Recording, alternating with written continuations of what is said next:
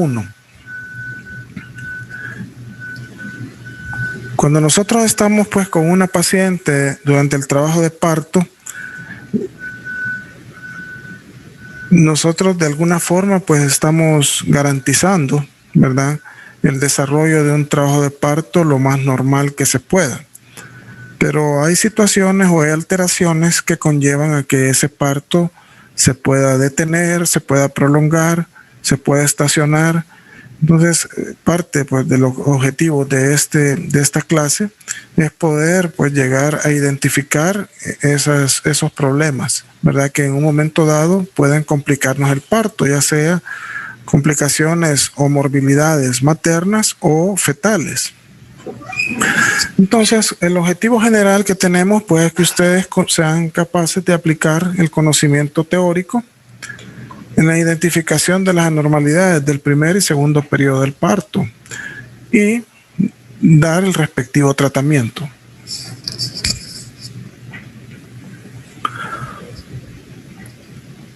Dentro de los objetivos específicos está conocer, ¿verdad?, lo que es un trabajo de parto anormal, que llamamos parto precipitado, que se llama prolongación de la fase de latencia, que es la prolongación y detención de la fase activa, prolongación y detención del descenso, prolongación y detención del segundo periodo, que es lo que conocemos como disfunción uterina, ya sea hipertónica o hipotónica. Antes de seguir avanzando, pues vamos a recordar ciertos términos pues que vimos durante lo que era la ginecología 1, y es los periodos del parto. Los periodos del parto, pues está el primer periodo, que incluye lo que es la fase de latencia y la fase activa, y está el segundo periodo. Aparte de eso, pues tenemos un tercer periodo, pero lo que conlleva a lo que es el trabajo de parto propiamente son dos, primero y segundo periodo. En lo que es el mecanismo del parto, lo que es la fisiología del parto, nos recordamos pues que hay dos fases, una fase de latencia y una fase activa. Generalmente pues en la fase de latencia es aquella que está por abajo de los 3 centímetros de dilatación. 3 o menos de dilatación consideramos que está en una fase de latencia, y este puede tener un periodo de duración de 8 horas. Luego de lo que es la fase de latencia, pasamos a una fase activa, que es de los 4 centímetros de dilatación hasta que la paciente está total dilatada. La total dilatación se alcanza pues cuando hay 10 centímetros, ¿verdad? Entonces, en esa fase activa, ¿verdad?, vamos a recordar también que hay 3 subfases. Lo que es la fase de aceleración, lo que es la fase de máxima pendiente y lo que es la fase de desaceleración. ¿Cuánto dura esta fase activa? Bueno, puede durar un aproximado de 6 horas. Ya cuando la paciente está total dilatada, entonces conocemos de que ha iniciado lo que es el segundo periodo del parto, o sea, el periodo expulsivo.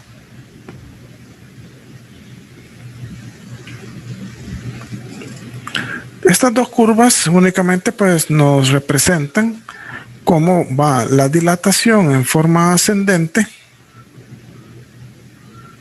Vemos donde está la máxima pendiente, conocido como una división de dilatación, ¿verdad?, aproximadamente entre los 6 centímetros a los 8 o 9 centímetros. Y cómo al mismo tiempo pues que esa curva de la dilatación va en ascenso, también vemos cómo se va dando una curva en descenso, que lo que está representando es la estación o lo que es la ubicación de la cabeza fetal referente a lo que es la pelvis, y cómo va descendiendo a medida que se va dando lo que es la dilatación y el parto, ¿verdad? Prácticamente, ¿verdad?, ahí al momento que se alcanzan pues los 10 centímetros, pues esa fase de descenso de la cabeza fetal está prácticamente llegando a coronar. Entonces, estas curvas, tanto la anterior de Friedman, ¿verdad?, como esta, de lo que es la comparación del descenso de la cabeza con lo que es la dilatación, son imágenes que nos deben de servir al momento de estar ante una paciente y evaluar su trabajo de parto y la efectividad propiamente de ese trabajo de parto. Una vez hemos recordado pues lo fisiológico, vamos a hablar sobre los trastornos de la fase de latencia. En primer lugar, podemos hablar de lo que es la prolongación. La prolongación de la fase de latencia se considera en una paciente nulípara que es mayor de 20 horas y en una paciente multípara mayor de 14 horas. Ahora bien, estos valores, ¿verdad?, cuando ustedes tienen la experiencia, ¿verdad?, de estar atendiendo a una paciente, ustedes generalmente en la historia clínica lo que se le pregunta a la paciente es cuándo iniciaron o cuánto tiempo tiene de que empezó con los dolores de parto. Las pacientes algunas veces pueden percibir erróneamente el inicio del trabajo de parto de hace una semana, de hace 3 días, de hace 4 días. Pero realmente nosotros, en una forma de tratar de hacerlo lo más objetivo posible, el inicio del trabajo de parto se da en aquel momento, pues que la paciente se decide a consultar. En ese momento que la paciente se decide a consultar porque las contracciones pues están siendo regulares, consideramos que pudiera darse lo que es el inicio de la fase de latencia. Otra situación es que muchas veces nosotros sí podemos en el momento de examinar a la paciente decir si tiene contracciones regulares, ya tiene 2 contracciones en 10 minutos y está provocando cambios a nivel cervical. Eso quiere decir que ya es una paciente que está en fase de latencia, que ya tiene 1 centímetro, que está en un borramiento de un 40-60%, pues son cambios cervicales que nosotros evaluamos y que podemos decir con certeza de que ya inició una fase de latencia. Y si nosotros esa misma paciente la evaluamos, ¿verdad?, 20 o 21 horas después del primer examen, entonces nosotros sí podemos, ¿verdad?, certificar, ¿verdad?, después de 2 exámenes, de que sí esta paciente ya tiene una fase de latencia prolongada. En el caso de las nulíparas, si fuese una paciente multípara, arriba de 14 horas entre un examen y otro. Pero no necesariamente una paciente que nos dice que tiene 1 semana de estar con contracciones, vamos a decir que es una fase de latencia prolongada, ¿verdad? También otro trastorno de la fase de latencia es la disfunción uterina hipertónica. Esto se da en aquellas pacientes, ¿verdad?, que durante una fase de latencia que nosotros esperamos que una paciente tenga entre 2 a 3 contracciones con una intensidad leve y que dure unos 20 segundos, es una paciente que tiene 4, 5 o más contracciones moderadas, fuertes, de 40 segundos, entonces estamos ante una disfunción uterina hipertónica. Nosotros no esperamos tener esas contracciones en una fase de latencia. O sea, una paciente con menos de 3 centímetros debe tener contracciones acordes a esa fase de latencia. Si por el contrario es una paciente con un número de contracciones, una intensidad de las contracciones, podemos hablar de una disfunción hipertónica, pero ojo, también podemos hablar de una paciente que pueda presentar un abrupcio de placenta. Si recordarán, cuando hablamos de las hemorragias del 2º y 3er trimestre, lo que es el abrupcio de placenta podía provocar una irritabilidad del útero, ¿verdad?, por esa sangre que se está acumulando a nivel del lecho placentario, retroplacentario. Entonces, podemos hablar de una taquicistolia, ¿verdad?, en una paciente con un abrupcio. Entonces, hay que tener eso en mente al momento de hacer un diagnóstico diferencial. Cuando estamos con una paciente en trabajo de parto, nos apoyamos tanto de los partogramas, como son el partograma de OPS y el partograma del CLAP, que OPS, la Organización Panamericana de la Salud, y el partograma de CLAP es de la Comisión Latinoamericana de Atención Perinatal. El que ocupamos en el hospital es el CLAP, el partograma del CLAP. Estas son las limitaciones de las que más o menos les estaba haciendo referencia. Limitaciones para el uso de valores en fase de latencia. Bueno, no se conoce en forma fidedigna cuándo se inicia el verdadero trabajo de parto. La subjetividad en la valoración clínica de la actividad uterina y dilatación cervical. Esto puede variar de un observador, de un examinador, de un médico a otro. Puede variar, ¿verdad?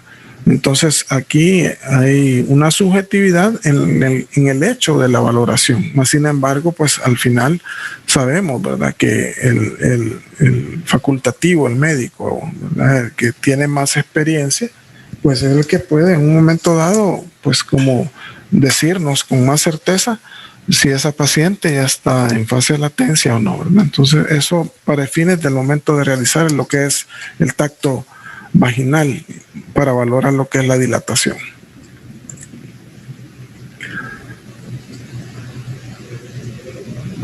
Acá en el hospital, ¿verdad?, algunas definiciones para hacer lo que es un criterio para definir lo que es fase de latencia.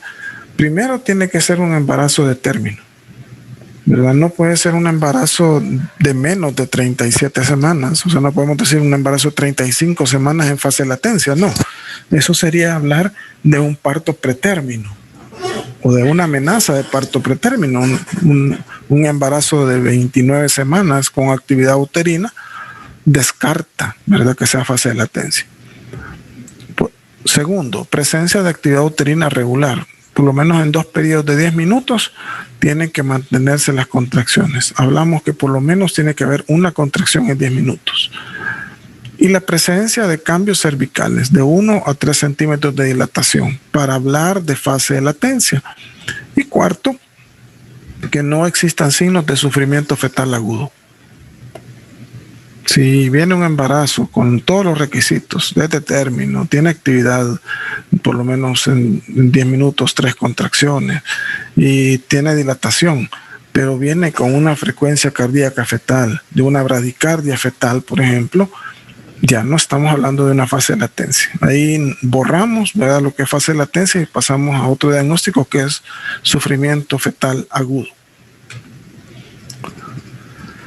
El manejo de la fase de latencia, ¿cómo lo llevamos a cabo? Esto va a depender en primer lugar del estado de las membranas ovulares.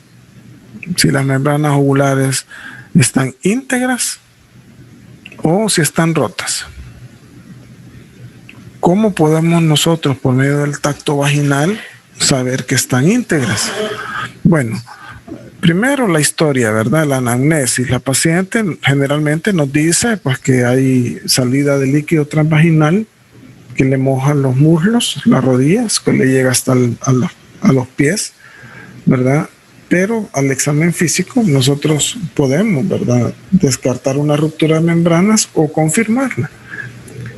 Porque algunas pacientes no nos dicen, ¿verdad?, que han roto membranas. Entonces, al momento del examen vaginal, nosotros podemos palpar la cabeza fetal, ya sea en una forma rugosa, en la cual estamos palpando directamente cuero cabelludo, o si en la superficie cefálica que estamos palpando hay cierta elasticidad o está hasta cierta consistencia blanda, lisa, podemos hablar que las membranas están íntegras porque todavía está recubriendo lo que es el cuero cabelludo.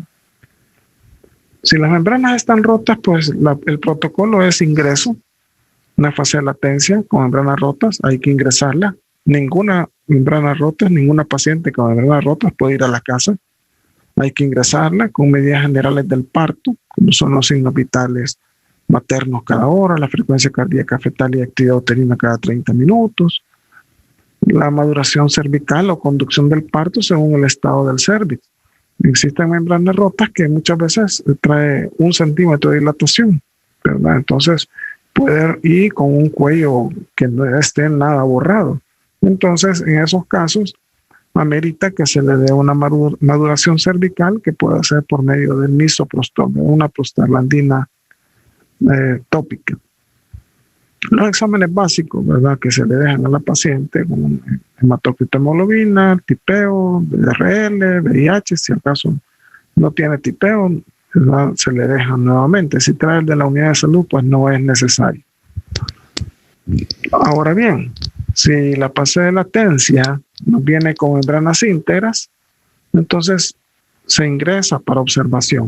Aquí vamos a hacer un paréntesis porque hay algunas pacientes, ¿verdad?, que tal vez vienen a consultar a las 12 de la noche, a las 2 de la mañana, y tal vez vienen por dolores y al momento de venir no trae actividad uterina, no trae dilatación. Pero son pacientes que viven lejos. No se sabe cómo hicieron para venir, ¿verdad?, pero vinieron. Entonces existe ahora lo que es la clasificación del riesgo social. Entonces, el riesgo social es el hecho de que una paciente que nosotros no la ingresamos va a salir del hospital, ¿verdad?, va a salir a la calle en las madrugadas, no sabemos si tiene transporte o si tiene transporte igual, pero puede tener un percance, puede tener una situación por la misma violencia social que existe, o que la asalten, o un accidente de tránsito. Entonces, en esos casos, ¿verdad?, nosotros valoramos y se puede dejar ingresar a la paciente. Ahora bien, si trae actividad uterina, la que hemos catalogado como fase de latencia con membranas íntegras, la ingresamos para observación por 4 horas. Si no hay progreso de la actividad uterina o del parto, puede ser una de las alternativas. Puede ser que haya un progreso lento del parto. Y la tercera, que haya un progreso a fase activa. Entonces, ¿qué vamos a hacer en cada uno de los casos? Lo primero es ingresarla para observación 4 horas. Si no progresa, se realiza lo que es el monitoreo fetal electrónico intraparto. ¿Se recuerdan en qué consiste esto?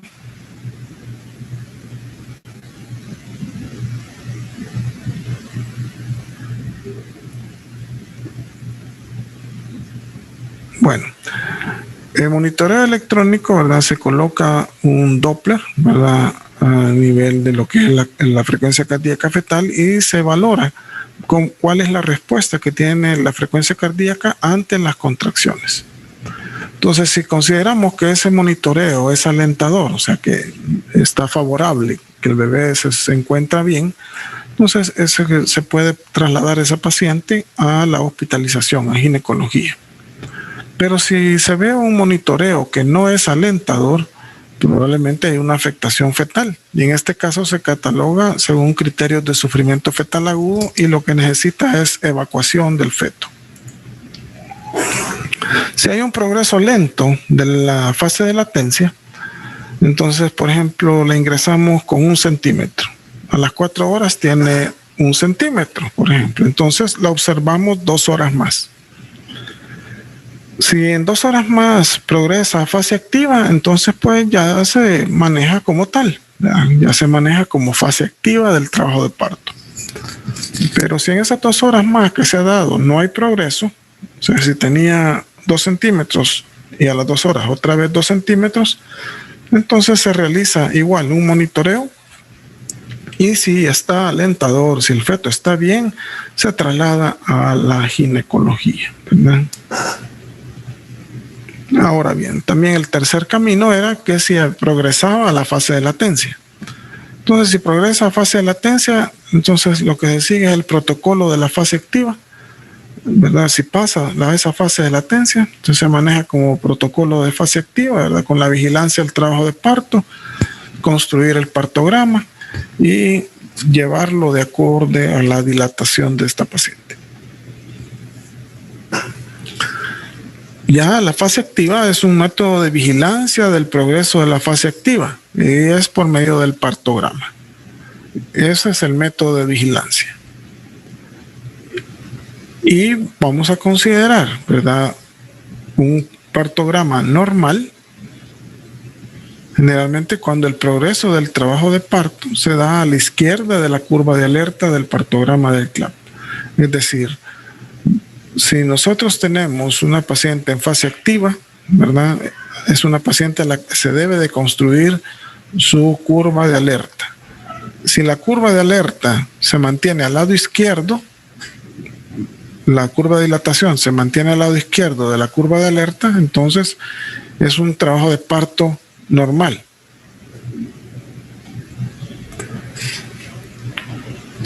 Pero entonces podemos encontrar también algunos trastornos. Trastornos de la fase activa. Y aquí tenemos la prolongación, ¿verdad?, que es aquella en la cual el parto va dilatando, pero en una forma muy lenta. Sí va dilatando. Generalmente ustedes pueden encontrar en su libro de texto, ¿verdad?, que para la paciente multípara la dilatación puede andar de 1.5 a 1.7 centímetros por hora y en la primigesta de 1.3 a 1.5 centímetros por hora. Para fines prácticos, nosotros consideramos que para ambas, multíparas o primigestas, la dilatación es de 1 centímetro por hora. Pero aún mejor, tenemos el partograma y en base al partograma, en base a la curva de alerta, nosotros vamos a saber si va dilatando bien o no. En la fase activa tenemos una problemática que se llama disfunción uterina hipotónica. ¿Se recuerdan la de disfunción de la fase de latencia? Disfunción uterina hipertónica, que había más contracciones o de mayor intensidad que las esperadas. En la disfunción hipotónica tenemos una actividad uterina menor a la esperada. Aquí podemos encontrar ciertas causas, básicamente tres causas, que son debidas al poder. Esa prolongación, detención o disfunción pueden ser debidas al poder. ¿Qué es el poder? Pues el poder es la actividad uterina, y en este caso una actividad uterina inadecuada. Pueden ser debidos a un segundo efecto, que es el pasajero, en este caso el feto. Puede ser por un feto macrosómico o con una presentación anormal. Y el tercer factor es la pelvis, ya sea una pelvis estrecha o una pelvis con anomalías. Vamos a definir un poco mejor lo que es la prolongación y lo que es la detención. Si tenemos la prolongación o retraso, es un progreso de la dilatación cervical lento y por fuera de la curva de alerta. Detención, no progreso de la dilatación cervical en 2 evaluaciones cervicales con intervalo de 2 horas dentro o fuera de la curva de alerta.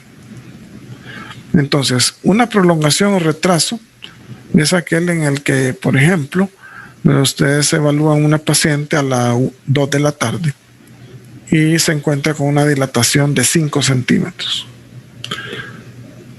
Generalmente las evaluaciones se realizan cada 2 horas.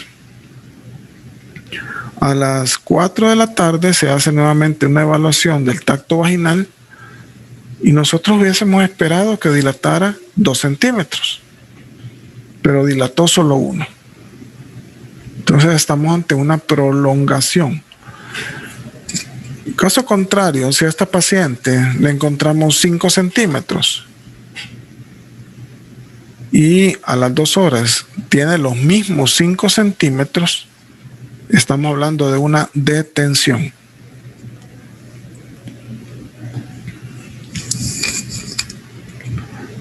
Para hacer el diagnóstico de una prolongación o detención de la fase activa, nos auxiliamos del partograma en fase activa y siempre y cuando la presentación sea de occipucio.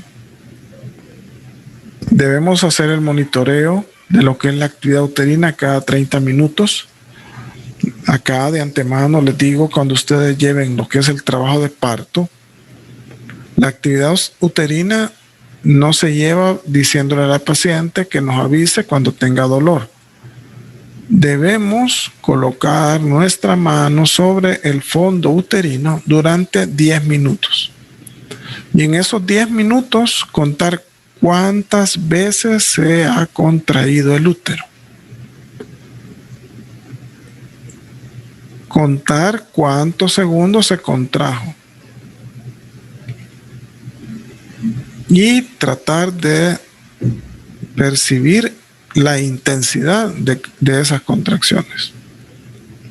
Ahí nosotros estamos sacando lo que es el número de contracciones, la intensidad de las contracciones y la duración. El tacto vaginal se realiza cada 2 horas. Generalmente lo realiza el ginecólogo o el residente. Si es una paciente que está ingresada con membranas íntegras y ustedes están cuidando a esa paciente, pidan, soliciten que los autoricen para hacer tacto vaginal. Si está con membranas rotas, no. Pero si está con membranas íntegras, sí. Y además de eso, se debe hacer el trazo de la curva de alerta en el partograma. Para eso hay que recordarse la construcción del partograma. Y si se hace la curva de alerta con un color de tinta, no aquí dice roja, puede ser de otro color diferente, entonces eso nos da una mejor perspectiva al momento de graficarla.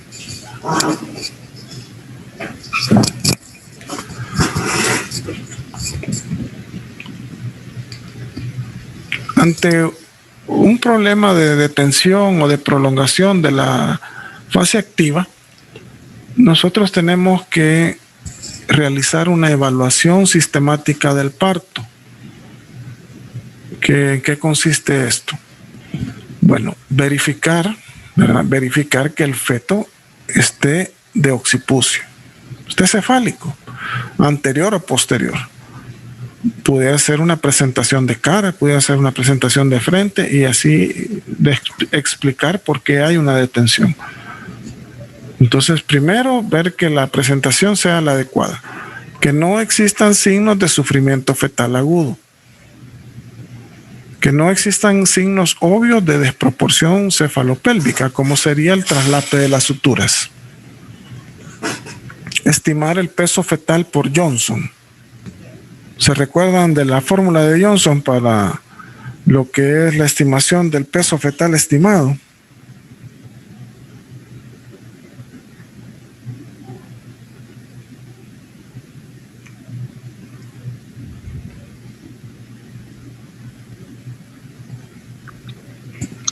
Bueno, por favor, vamos a ir a revisar eso hoy. Ok. Evaluar la competencia pélvica, ¿verdad? ¿Esto a qué se refiere? Bueno, revalorar la pelvis. Cuando ustedes hacen un tacto vaginal, ustedes valoran tanto lo que es el cuello, su dilatación, su borramiento, van a valorar la integridad de las membranas, van a valorar la presentación. En la presentación van a valorar lo que es la variedad y posición, a valorar la estación de la cabeza fetal y también tienen que valorar la pelvis. Para eso hacen ustedes un ejercicio mental, ¿verdad? Al momento de hacer el tacto, ¿verdad? Lo primero, ustedes valoran lo que es el conjugado diagonal, ¿verdad? Recuerdan a tratar de palpar el promontorio del sacro, evalúan ustedes lo que es el estrecho superior, el estrecho medio con las espinas interespinosas, el espacio interespinoso, y valoran lo que es la salida de la pelvis con el ángulo subpúbico, ¿verdad? Entonces, eso mentalmente ustedes tienen que hacer un diagrama, ¿verdad? Para que de esa forma ustedes hacen el tacto y se imaginan qué es lo que están valorando, ¿verdad? A ver si es una pelvis competente o no. Y la actividad uterina, ¿verdad? También, porque en la fase activa ustedes esperarían cierto número de contracciones con cierta intensidad. Veamos. Actividad uterina adecuada. Si el progreso del parto se encuentra a la izquierda de la curva de alerta, las características de la actividad uterina, cualesquiera que sean, son eficaces o adecuadas. O sea, si ustedes tienen una paciente en trabajo de parto y va dilatando adecuadamente, ¿a qué me refiero adecuadamente? Bueno, 2 centímetros cada 2 horas. Esa paciente tiene una actividad uterina adecuada.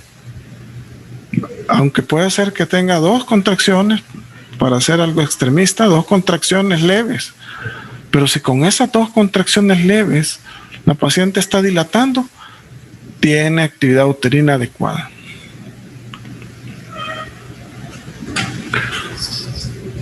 En los casos de prolongación o de tensión, la actividad uterina debe cumplir lo siguiente para considerarla adecuada. O sea, si nosotros ya dijimos, bueno, esta señora ha tenido una detención o una prolongación, ¿cómo está la actividad uterina? Bueno, tienen que haber de 3 a 5 contracciones en 10 minutos, con una duración de 40 a 60 segundos y la intensidad moderada fuerte.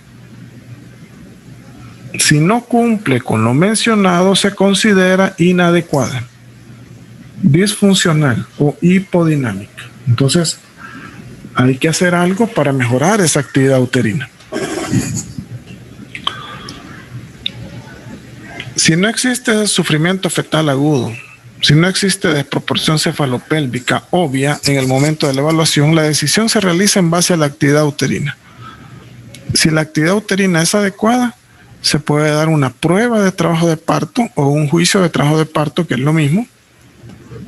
Y si es inadecuada, podemos dar una conducción y al momento ya de mejorar la actividad uterina, pues una prueba de trabajo de parto.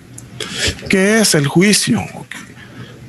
¿Qué es la prueba de trabajo de parto? Bueno, es un periodo de espera. Cuando un parto se ha prolongado o se ha detenido y no existe una contraindicación para el parto vaginal. ¿A qué me refiero? Que el tamaño del feto está adecuado según el peso fetal que ustedes le calcularon por Johnson, que es una pelvis adecuada, ¿verdad? Entonces podemos nosotros dar un tiempo de espera, ya sea de mejorar la actividad uterina o que se mantenga igual como está, y esperar 2 horas, máximo 4 horas. Cuando se hace esto, siempre se hace un monitoreo fetal intraparto para valorar que el feto pues esté en condiciones adecuadas. ¿Cuáles son los criterios previos a un juicio de trabajo de parto? Bueno, que no haya desproporción cefalopélvica, que no haya signos de sufrimiento fetal agudo, que la presentación sea cefálica, que las membranas estén rotas, que esté en fase activa, definitivamente, tiene que estar en fase activa, y que la actividad uterina sea la adecuada. Esos son requisitos previos al juicio o la prueba de trabajo de parto. Ahora bien, si ustedes están llevando el trabajo de parto, tienen su partograma, entonces no utilizamos otros conceptos. Se utiliza en base a lo que es el partograma, que nosotros vamos a ver si hay alteración. Es decir, si pasa la curva verdadera de la dilatación al lado derecho de la curva de alerta, decimos que hay problema. Si se mantiene a la izquierda, no hay problema. En un juicio de trabajo de parto se utiliza la velocidad de dilatación de 1 centímetro. Si usted vieron a la paciente con 7 centímetros y le van a dar una prueba de trabajo de parto ya con actividad uterina adecuada, ustedes esperarían que a las 2 horas esté con 9. Si ustedes encuentran una dilatación, ¿verdad?, inferior a esta, ustedes pueden valorar, dependiendo de la condición del feto, si le dan 2 horas más o indican la cesárea.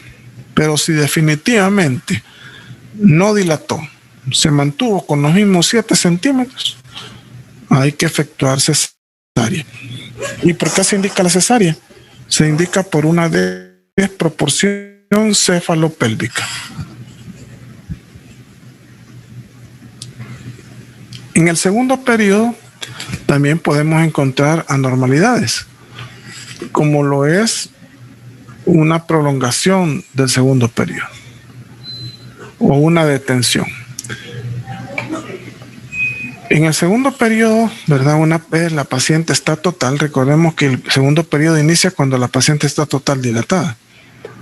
Si ya tenemos una paciente con 30 minutos y no verifica parto, ya sea esta paciente primigesta o multípara, o membranas íntegras o membranas rotas, entonces hablamos de una detención del segundo periodo. ¿Qué podemos hacer? Pues una evaluación sistemática del parto, valorar que no haya una presentación que no sea de occipucio, puede ser que tenga globo vesical, ¿verdad? Entonces nosotros podemos dar un juicio del segundo periodo de 30 minutos. Si en 30 minutos no ha verificado parto, pues entonces se indica la cesárea. Aquí hay que valorar muchas veces también el esfuerzo de pujo que hace la paciente, que algunas veces la paciente está cansada, no ayuda, no puja, ya pasó 10 horas en trabajo de parto, ¿verdad? Y está cansada. Algunas veces puede haber cansancio materno que nos lleve a indicar una cesárea, ¿verdad? El objetivo, ¿verdad?, de la vigilancia de lo que es el trabajo de parto es asegurarnos, ¿verdad?, que tengamos una madre sana con un bebé sano. Entonces, la vigilancia nos lleva a eso. Hace muchos años, ¿verdad?, el ingreso de una paciente a trabajo de parto era que ella llevara su trabajo de parto al tiempo que fuera. Ahora no. Ahora lo que les he mencionado hasta ahorita es el manejo activo del trabajo de parto. Estar pendiente, o sea, vigilando qué pasa, ¿verdad? ¿Por qué no progresa? ¿Por qué se detiene? Y en un momento dado, pues actuar.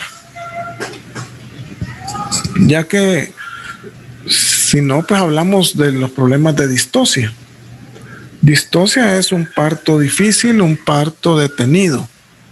Entonces, ¿qué puede afectar la distocia? Sobre la madre y sobre el feto pueden haber efectos. Ya sea sobre la madre infección también del recién nacido por una ruptura prolongada de membranas, puede haber una ruptura uterina.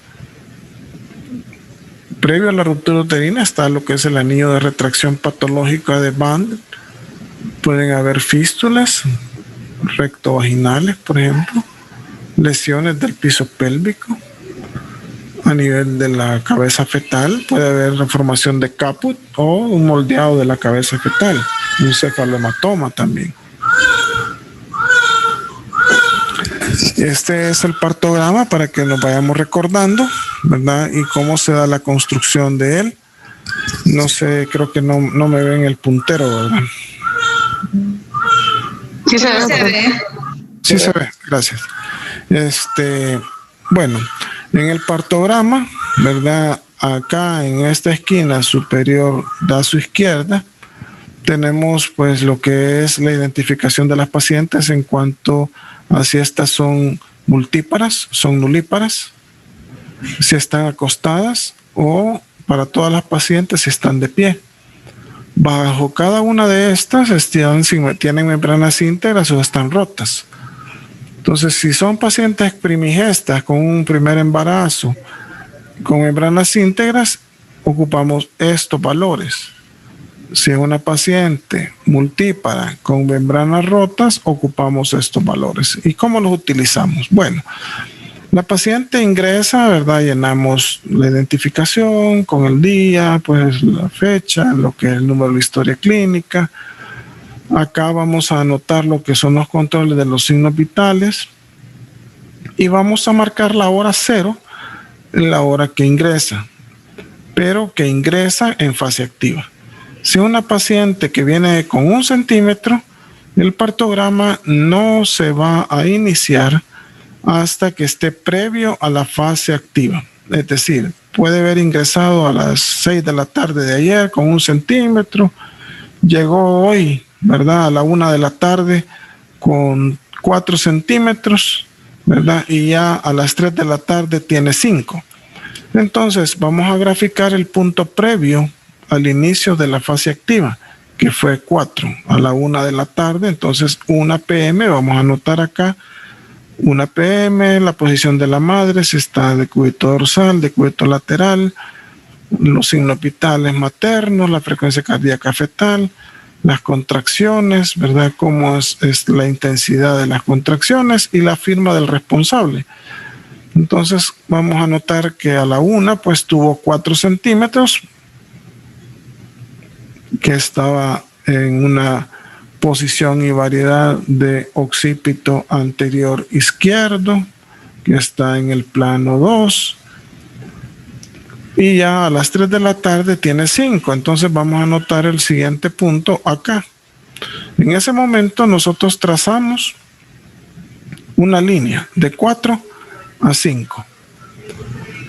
Y donde esa línea corte la línea de base, que está a los 4.5 centímetros, entonces en ese momento nosotros vamos a iniciar la construcción de la curva de alerta. Ese sería como uno de los primeros ejercicios en sus turnos. Construir la curva de alerta.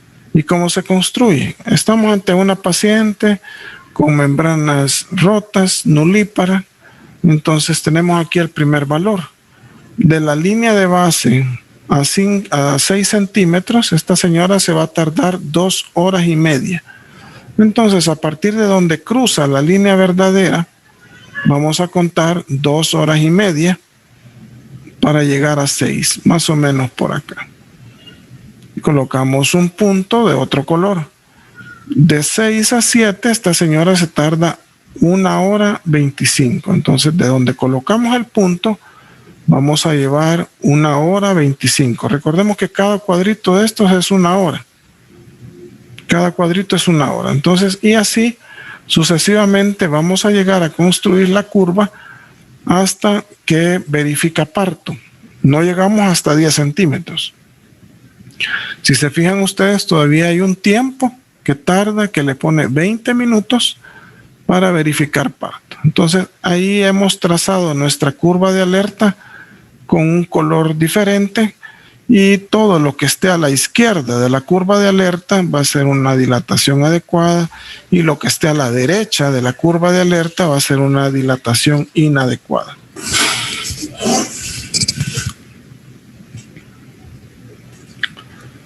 La construcción de las curvas de alerta constituye un recurso práctico para evaluar el progreso del parto de un caso individual. Marcan un límite extremo. Imagínense ustedes, está en el percentil 10. O sea, prácticamente el 90% de las pacientes en ese momento ya tienen que haber dilatado adecuadamente. Permiten alertar precozmente ante aquellos casos que al traspasar ese límite estén insinuando un enlentecimiento que requiera mayor vigilancia para descartar algún problema. Ahí está lo que hablamos del trazo de la curva de alerta. Aquí hay un ejemplo, ¿verdad?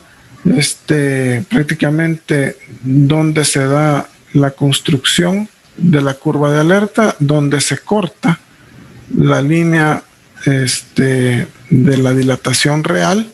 A partir de ahí se hace la curva de alerta. Ahora bien, puede ser que en el momento la paciente, bueno, esto es si el ingreso se da después de los 5 centímetros, entonces a partir de ahí se inicia la curva. Es decir, por ejemplo, si una paciente que ya viene con 5 centímetros, la hora cero va a ser esa, ¿verdad? 5 centímetros. Y a partir de ahí se va a trazar la curva de alerta, de 5 a 6. O si venía con 7, por ejemplo, la curva de alerta se va a iniciar de los 7.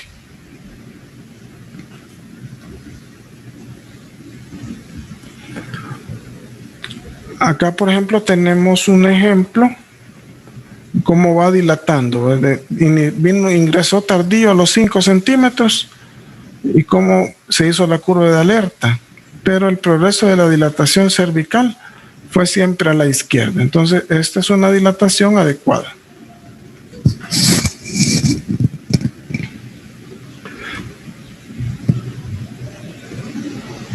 Si, por ejemplo, ¿verdad?, es una paciente que venía con membranas íntegras, ¿verdad?, se hizo la curva de alerta con membranas íntegras, pero a los 6 centímetros, por ejemplo, ¿verdad? Rompió membranas. Entonces, a partir de los 6 centímetros tiene que hacerse otra curva de alerta con membranas rotas a partir de los 6 centímetros. Entonces, ahí se construye una segunda curva.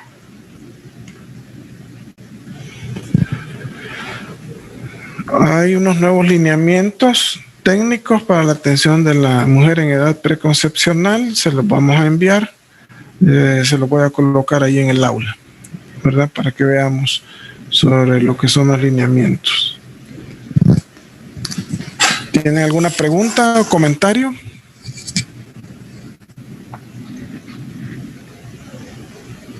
La línea de la curva de alerta, ¿verdad? Que se traza en el momento que comenzamos No, doctor, muchas gracias. Hola. Te escucho. Ah, ok. En el momento que comenzamos a trazar, digamos, en la fase activa, ¿verdad? Desde los 4 centímetros de dilatación comenzamos a trazar. Entonces... No. Donde empezamos a trazar, vaya, si tú tenías una paciente con 4 centímetros, entonces el siguiente tacto, por ejemplo, te dio que tenía 7 centímetros, entonces donde se corta la curva real con la línea de base, ahí, en esa intersección, ahí vas a empezar a construir la curva de alerta. Ok, y si se llegase, digamos, a romper membrana, desde ahí trazo otra nueva, ¿verdad? O sea que... Sí, se traza una nueva. Ahí misma solo la trazo desde que se rompió la membrana. Sí. Ok, muchas gracias. Bueno, la orden.